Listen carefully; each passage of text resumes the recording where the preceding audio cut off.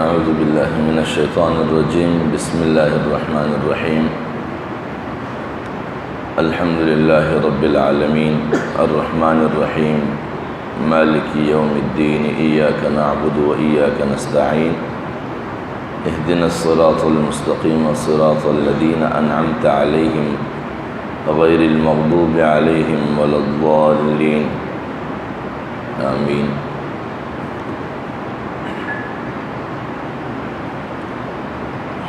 آج جس سورہ مبارکہ کی تلاوت کی جا رہی ہے یا اس کا درس دیا جا رہا ہے اسے سورہ فاتحہ کہا جاتا ہے، اور سورہ فاتحہ کے علاوہ بھی اس کے متعدد اسماء گرامی ہے۔ اس سورت کے ناموں میں سے ایک نام جس طرح سورۃ الفاتحہ ہے، اسے فاتحۃ الکتاب بھی کہا جاتا ہے، ام الکتاب بھی کہا جاتا ہے، سورہ شفا بھی کہا جاتا ہے۔ اس کے علاوہ بھی کئی نام ہیں۔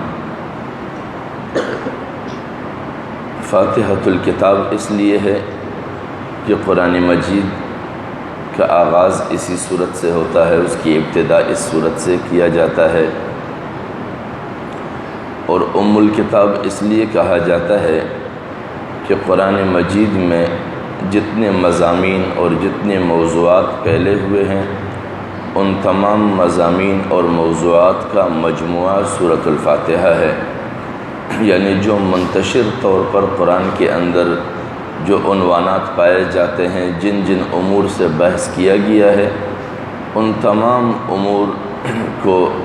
اجمالاً سورہ فاتحہ میں ذکر کیا گیا ہے۔ اور سورہ شفا اس لیے کہا جاتا ہے، ایک اعتبار سے تو کئی سارے حضرات اس سورت کو کئی ساری بیماریوں کے علاج کے طور پر بھی اپنے آپ پر دم کیا کرتے ہیں یا پانی پر دم کر کے پی لیا کرتے ہیں، لیکن ایک اعتبار سے سورہ شفا اس حوالے سے بھی کہا جاتا ہے کہ سورہ فاتحہ کے اندر اس کے مضمون کی صورت میں جو دعائیہ کلمات اور الفاظ ہیں وہ تمام تر انسان کی روح کی شفا کا ذریعہ بنتا ہے، انسان کے سوچ اور فکر کو درست کرتا ہے کہ انسان کو اپنی زندگی کیسی گزارنی چاہیے ہے، اگر وہ تعریف کرتا ہے تو تعریف کس کی ہونی چاہیے ہے، اگر وہ مہربانیاں مانتا ہے تو بنیادی طور پر اصل مہربانیاں کس کی ہے، اگر وہ رحمت کے حوالے سے جائزہ لے انسان تو اصل رحمت کس ذات کی ہے، اگر کسی کی بادشاہت کا تذکرہ ہو تو حقیقی بادشاہ کون ہے، یہ ساری چیزیں سمجھانے کے لحاظ سے در حقیقت روح کی شفا اس میں ہے، تاکہ روح اپنے حقیقی مالک کو سمجھے اور ان کی تعریفات کے بنیادی سبب کو سمجھے۔ الحمدللہ رب العالمین، تمام تعریفیں للہ اللہ کے لیے ہے۔ رب العالمین، ہر طرح کی ستائشیں اللہ ہی کے لیے ہے جو تمام کائنات خلقت کا پروردگار ہے۔ الرحمن الرحیم، جو رحمت والا ہے اور جس کی رحمت تمام مخلوقات کو اپنی بخششوں سے مالا مال کر رہی ہے۔ مالک یوم الدین، جو اس دن کا مالک ہے جس دن کاموں کا بدلہ لوگوں کے حصہ میں آئے گا۔ ایاک نعبد و ایاک نستعین، خدایا ہم صرف تیری ہی بندگی کرتے ہیں اور صرف تو ہی ہے جس سے اپنی ساری احتیاجوں میں مدد مانگتے ہیں۔ اہدنا الصراط المستقیم، خدایا ہم پر سعادت کی سیدھی راہ کھول دے۔ صراط الذین انعمت علیہم، وہ جو ان لوگوں کی راہ ہوئی جن پر تو نے انعام کیا، ان کی نہیں جو پٹکارے گئے، اور نہ ان کی جو راہ سے بھٹک گئے۔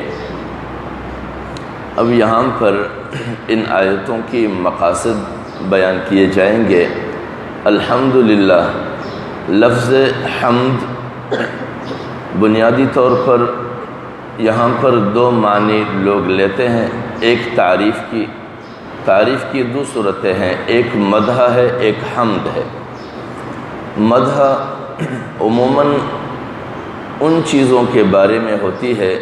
جو چیزیں یا جو تعریفیں اور جو کمالات انسان کے اپنے اختیار میں ہو اور وہ خود ان تعریفات کا مالک بن سکے اور ان خصوصیات کا حامل بن سکتا ہو۔ جیسے انسان اپنے آپ کو صاف ستھرا بنائے، انسان اپنے آپ کو با اخلاق بنائے، انسان اپنے آپ کو با کردار بنائے، تو اس کی مدح کی جاتی ہے۔ اور ایک ہے حمد جو صرف اللہ تبارک و تعالیٰ کی ذات کے ساتھ خاص ہے، یعنی نفس کمال پیدا کرنا، نفس اخلاق کا وجود میں لانا، کہ اگر اللہ تبارک و تعالیٰ اخلاق کو وجود نہ دیتا تو انسان اپنے آپ میں اخلاق کو پیدا نہیں کر سکتا تھا۔ یا انسان کے اندر حسن ہے، اس حسن کو اللہ تبارک و تعالیٰ نے پیدا کیا ہے، انسان کے اپنے اختیار میں نہیں ہے۔ اسی طرح کائنات کے اندر جو اللہ رب العزت کی تعریف پر دلالت کے ذریعے بنتے ہیں، یہ سارے اللہ تبارک و تعالیٰ کی پیدا کردہ ہے، انسان اس کو پیدا نہیں کر سکتا ہے۔ انسان کی آنکھیں ہیں، انسان کے ہاتھ پیر ہے، سر ہے، ناک ہے، سننے کی صلاحیتیں ہیں، یہ ساری اس کے اختیار میں نہیں ہے، اللہ تبارک و تعالیٰ کی دین ہے۔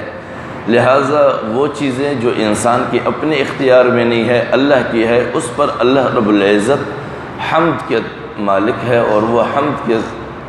کے حقدار ہے کہ اس کی تعریف کی جائے۔ تو لہٰذا انسان کی جن چیزوں پر تعریف کی جاتی ہے انہیں مدح کہا جاتا ہے، خدا کی ذات کی جن چیزوں پر تعریف کی جاتی ہے اسے حمد کہا جاتا ہے۔ اور حمد کا حقدار صرف اللہ رب العزت ہے، انسان کبھی حمد کا حقدار نہیں ٹھہر سکتا، نہ اس کی حمد کی جا سکتی ہے، اس کی صرف مدح کی جاتی ہے۔ اور پھر یہاں پر اللہ رب العزت جو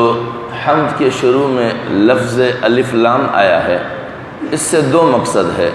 یا تو نفس تعریف کہ جو بھی تعریفیں ہیں وہ صرف اللہ رب العزت کے لیے ہے، کوئی بھی تعریف کسی اور کے لیے نہیں، صرف اللہ کے لیے ہے۔ یا پھر اس سے جمع مراد لی جائے کہ تمام وہ چیزیں جو تعریف کے تحت آتی ہے وہ اللہ ہی کے لیے ہے۔ اور پھر ساتھ میں یہ بھی مقصد ہے کہ اگر انسانی ذہنوں میں تعریف کا رجحان پیدا ہو تو وہ تعریف کس کی کرے؟ تعریف اللہ رب العزت ہی کی کرے،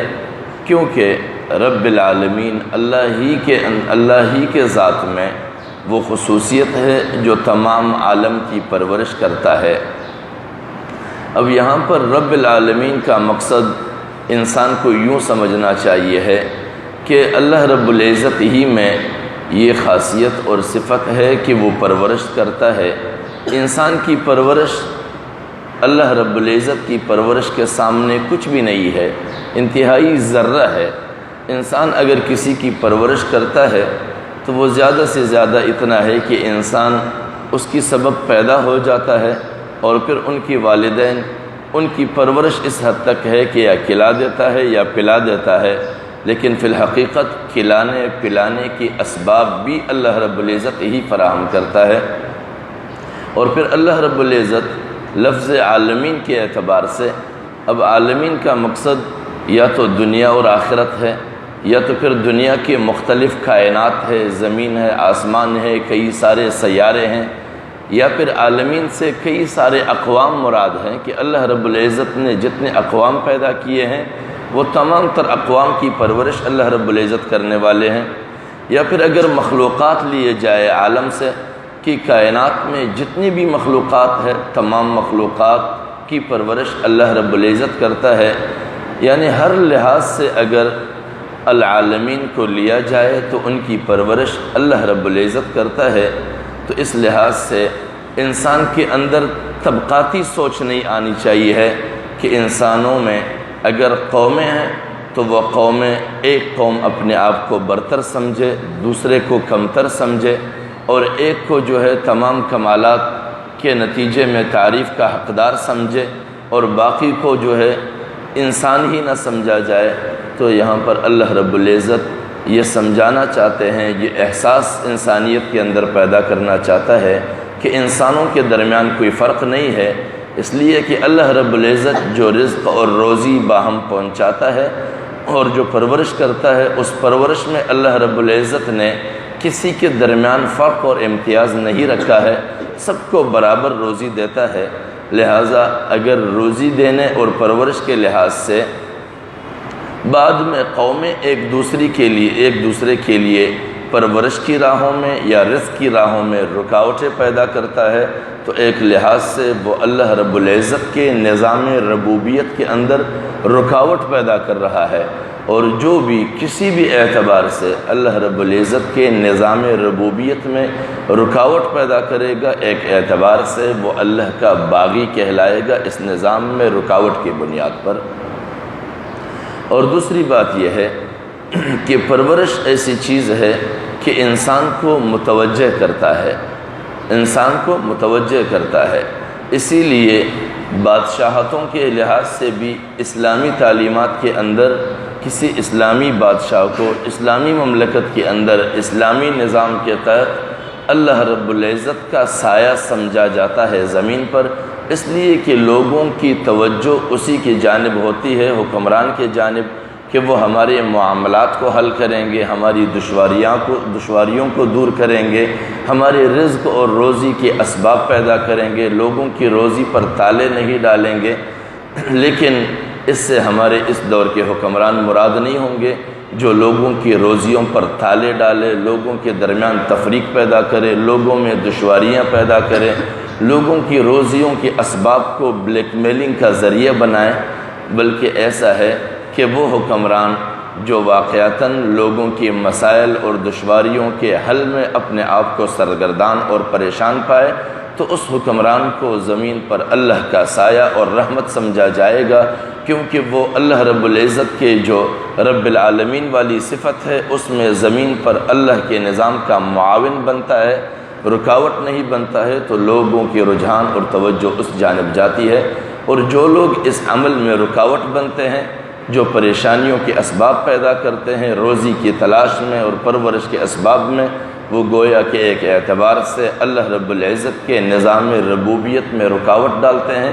اور اللہ کے ساتھ بغاوت اور مقابلے پہ اتر آتے ہیں۔ اللہ کریم ہمیں توفیق بخشے کہ ہم اللہ رب العزت کے تعریفات کے حقداری اور اس کے نظام ربوبیت کے قانون اور اس کے طور و طریقوں کو ہم سمجھیں، اور کبھی بھی اللہ رب العزت کے نظام ربوبیت اور رزق کی ترسیل میں رکاوٹ نہ بنے، بلکہ معاون بنے، تاکہ اللہ کے نظام ربوبیت میں ہم ان کے ساتھ آگے بڑھ کر رضاکارانہ طور پر یہ ثابت کر سکیں کہ جس طرح اللہ رب العزت